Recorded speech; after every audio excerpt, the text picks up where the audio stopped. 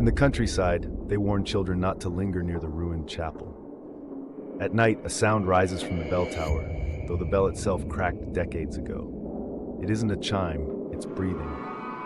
Locals call it the Bellmouth. Jonah, a skeptic and thrill-seeker, scoffed at the legend. Armed with a flashlight and recorder, he climbed the hill where the chapel rotted. The tower leaned like a broken spine, its stone eaten by moss. Still, from inside came a low, hollow wheeze, steady and slow, like lungs dragging air through rusted pipes. Inside, the chapel reeked of mildew and iron. Hymnals rotted on pews. The altar collapsed. Above, in the tower, the wheeze deepened into something almost like a voice.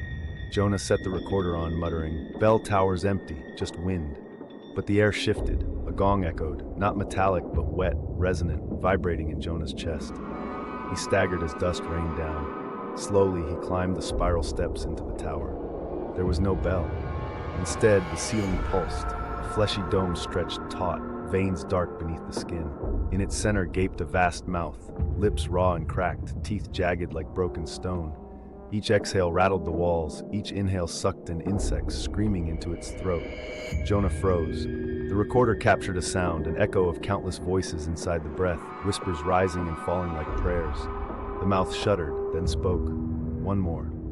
A shadow dropped from the ceiling, thin, robed, faceless, but for a gaping hole where its head should be. The hole whistled as it moved, dragging a rope of dried tongues knotted together.